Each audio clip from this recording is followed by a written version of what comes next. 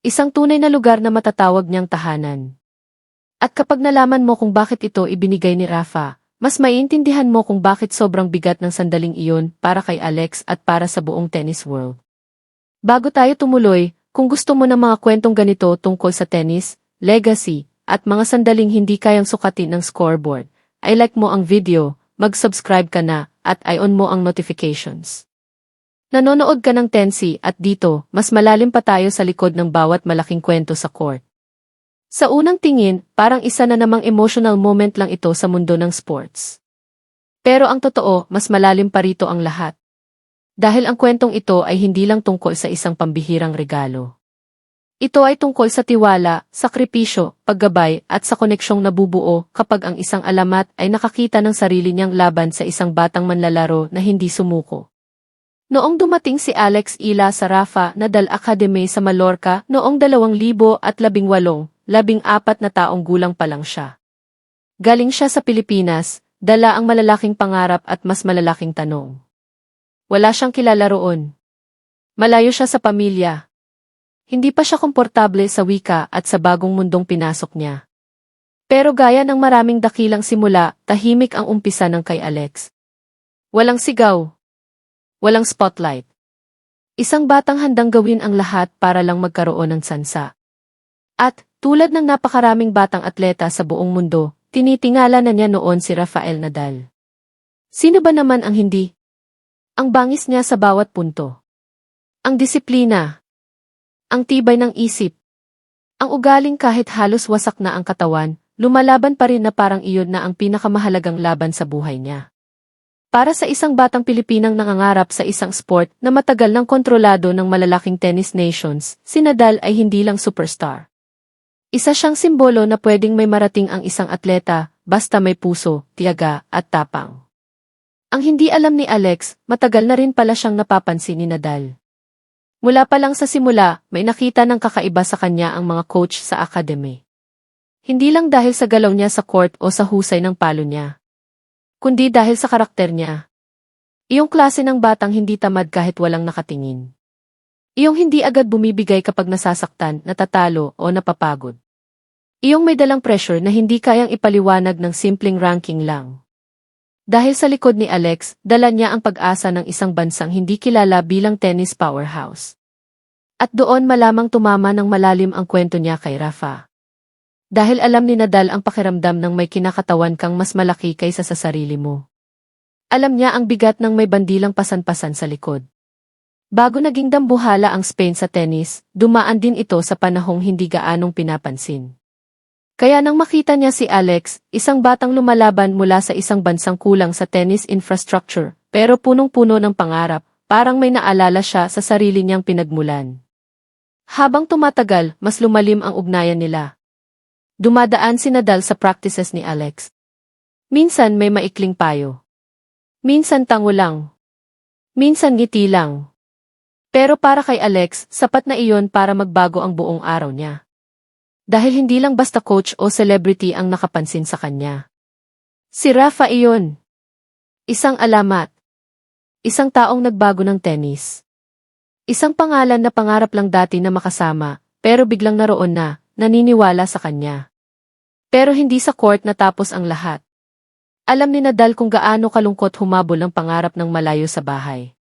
Iniwan ni Alex ang pamilya niya sa Pilipinas para magsanay sa Spain. Maraming kaarawan ang lumipas na wala ang mga magulang niya. Maraming pagkatalo ang kinailangan niyang lunukin nang walang yakap mula sa mga matagal niyang kaibigan. Kahit naging tahanan niya ang academy, paalala rin iyon ng lahat ng isinakripisyo niya para manatili roon. At dahil alam ni Nadal kung ano ang halaga ng sakripisyo, tahimik niyang tiniyak na hindi tuluyang maramdaman ni Alex na nag-iisa siya. Iniimbitahan siya sa mga family dinners kapag holidays. Kinukumusta siya pagkatapos ng mabibigat na talo. Ipinagdiriwang ang maliliit at malalaking panalo niya na parang sariling anak ng programa ang nagtagumpay. Dahan-dahan, ang samahang nagsimula sa respeto ay naging mas malalim. Higit pa sa mentor.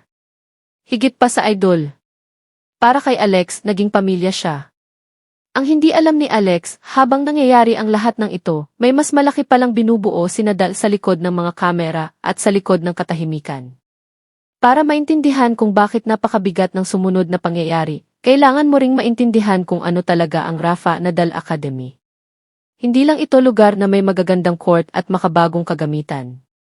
Hindi lang ito training center na nagpo-produce ng magagaling na atleta.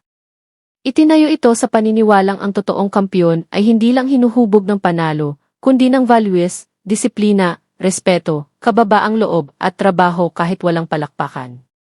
Iyon ang puso ng academy. At sa paglipas ng panahon, naging isa si Alex sa pinakamatingkad na halimbawa ng misyon na iyon.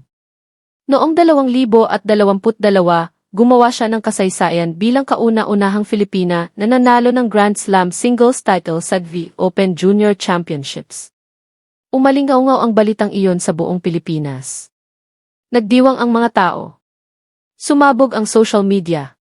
Para sa isang bansang matagal nang naghihintay ng malaking pangalan sa tennis, si Alex ay naging ilaw ng pag-asa.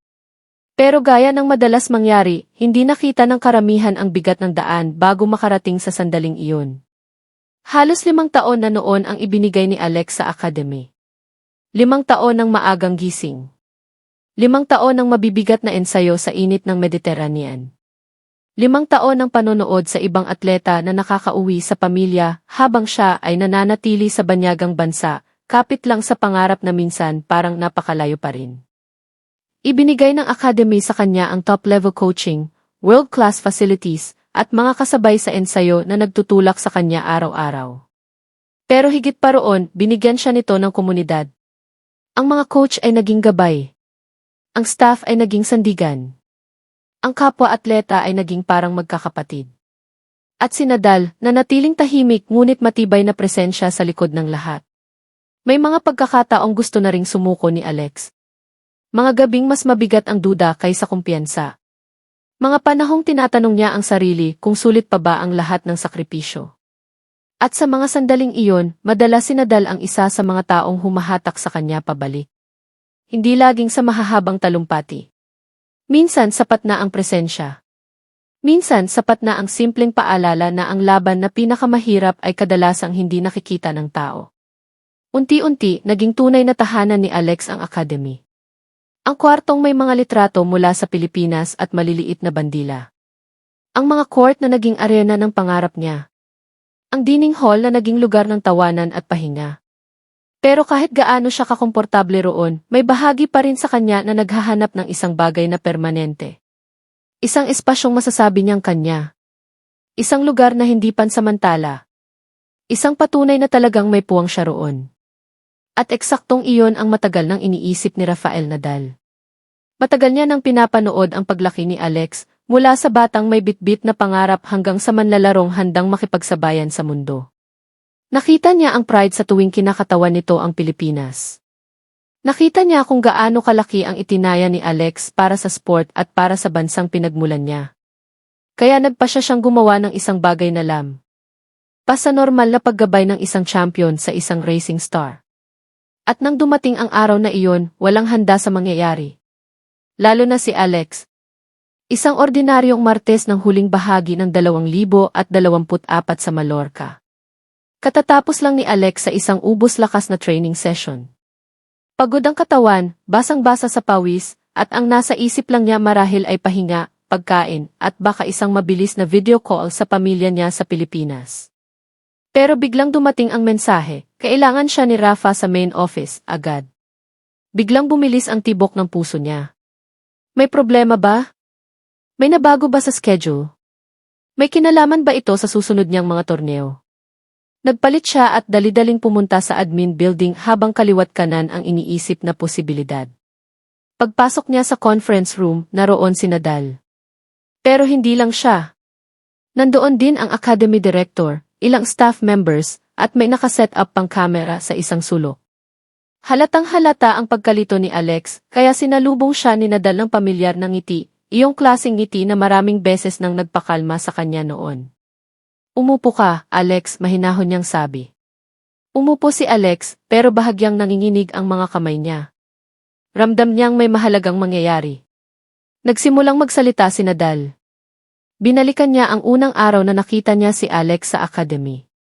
Ikinuwento niya kung gaano kalaki ang ipinagbago nito, hindi lang bilang player kundi bilang tao. Sinabi niyang sobrang proud siya rito at na si Alex ay isa sa pinakamalinaw na halimbawa ng values na gustong itaguyod ng Academy. At habang nagsasalita si Rafa, naramdaman ni Alex na unti-unti nang namumuo ang luha sa mata niya kahit hindi pa niya alam kung bakit ganoon kabigat ang emosyon sa sandaling iyon.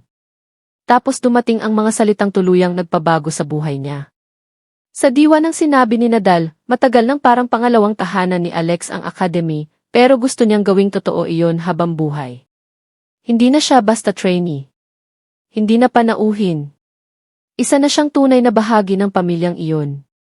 At bilang pagkilala sa lahat ng pinaghirapan niya, ibinibigay sa kanya ang karapatang manatili roon ng permanente, isang pribadong apartment na magiging kanya, lifetime access sa facilities, at opisyal na papel bilang youth ambassador para makatulong sa susunod na henerasyon ng mga manlalaro. Biglang tumahimik ang buong silid. Tinakpan ni Alex ang bibig niya gamit ang dalawang kamay. Parang tumigil ang oras. Tiningnan niya si Nadal na tila hindi agad maiproseso ang narinig. Dahil hindi iyon simbolikong pahayag lang. Hindi iyon simpleng sweet gesture. Totoo ang ibig sabihin. Totoong may tahanan na siya roon. Totoong may lugar na kanya. Totoong hindi na siya basta dumaraan lang sa buhay ng Academy. At doon na bumigay ang emosyon. Umagos ang luha niya ng walang pagpigil. Sinubukan niyang magsalita pero halos hindi lumabas ang boses. Sa halip, tumayo siya at niyakap si Nadal ng mahigpit, umiiyak sa balikat nito habang tahimik ding pinapahid ng iba sa kwarto ang sarili nilang mga mata. Sa gitna ng pag-iyak, ang naibulalas lang niya ay pasasalamat. Pasasalamat sa paniniwala. Sa pagdamay. Sa pagbibigay sa kanya ng pakiramdam na mailugar siya sa mundong matagal niyang pinaglalabanang mapasok. Sa wakas, hindi na siya basta nakikibagay. Tinatanggap na siya. Buo. At ayon sa diwa ng sagot ni Nadal, hindi iyon regalo na galing sa awa. Pinaghirapan iyon ni Alex. Karapat-dapat siya roon. Matagal lang doon ang lugar niya. Humaba ang sandali. Walang nagmadali. Walang pumilit sa kanyang tumahan agad.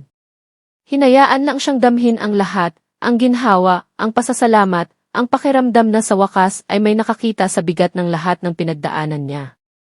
Nang kumalma siya, tumingin siya sa paligid. Ang nakita niya ay mga taong kasama niya sa bawat panalo at bawat pagkatalo.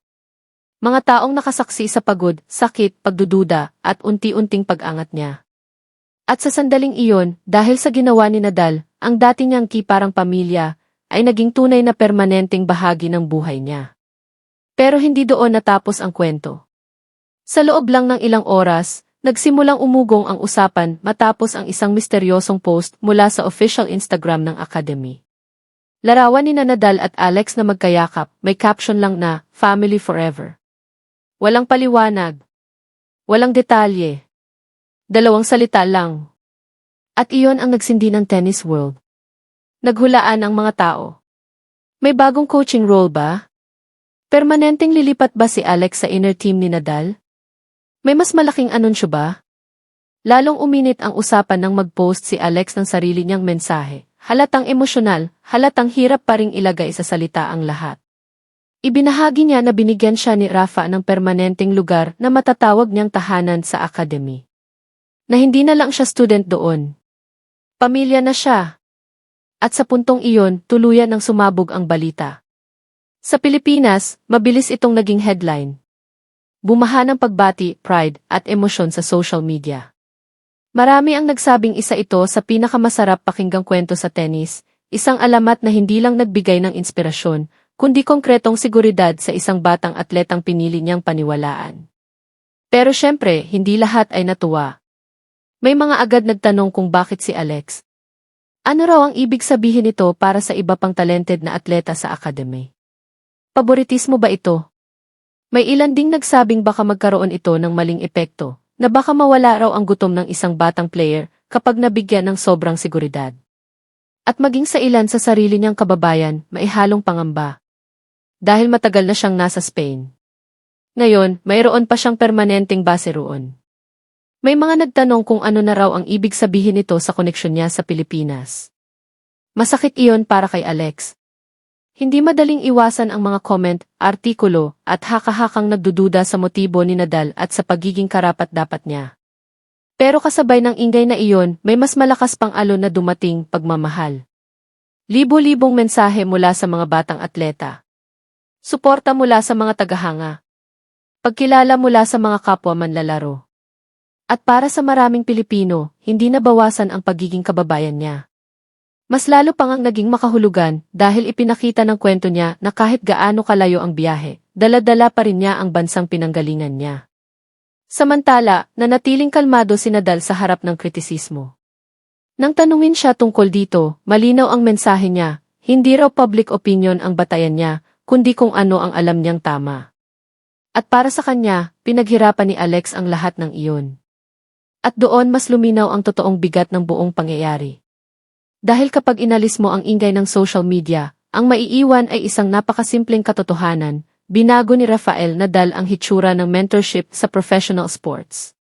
Kadalasan, ang tulong ng mga veteranong alamat sa mga batang atleta ay payo, practice session, o inspirasyon mula sa malayo. Mahalaga iyon. Pero ang magbigay ng konkretong, panghabang buhay na suporta. Bihira iyon. Halos hindi mo marinig. Ang ginawa ni Nadal para kay Alex ay lampas sa pagmimentor. Isa itong tahimik pero napakalakas na pangako na ang legacy ng isang champion ay hindi lang nasusukat sa dami ng tropeo.